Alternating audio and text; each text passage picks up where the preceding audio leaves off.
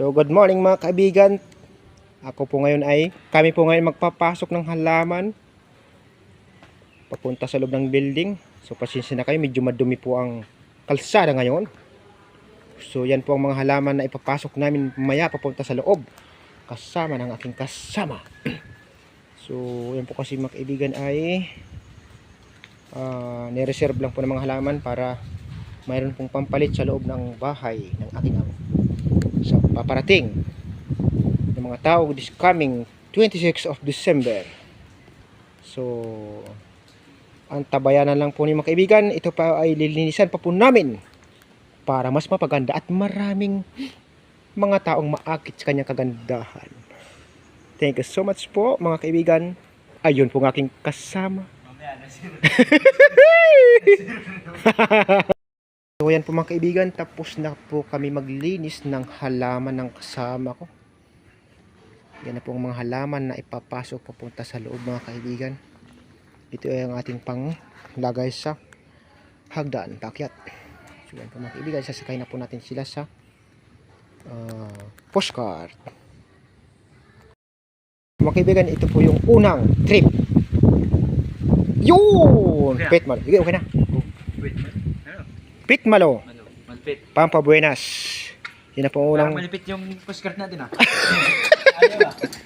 Dideliver na po yan ang kasama ko papunta sa loob mga kaibigan. So ito po yung second batch. Yung akin naman. Time out! So yan po mga kaibigan ang second batch sa postcard ng halaman ng ating papasok po sa loob mga kaibigan. Okay, time out na po mga kaibigan. Chwing! Pantatlong dala na po yan papunta sa building ng aking puging kasama.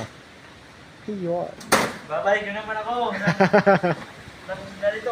So yan po mga kaibigan, dideliver na po ng aking kasama ang halaman papunta sa loob. Chwing! Kaibigan, ito po yung pang-apat na batch na ipapasok sa loob ng building. Dadalhin naman po siya sa Don Bosco Hall. Thank you so much po. Kaibigan, yan po ang pang-limang batch na naman. Ating dadalhin papunta doon sa loob ng building. Mga halaman po na ito. Ating sinakay sa postcard. So yan po kaibigan, ipapasok ko na po sila. Let's play the game. Chewing! Yan po mga kaibigan, ito na po yung nilabas po na halaman galing sa loob ng building.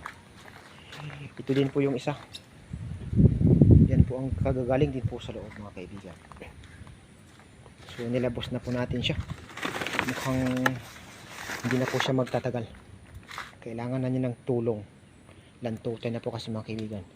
So yan mga kaibigan, ilagay na po namin siya sa kanyang lalagyan.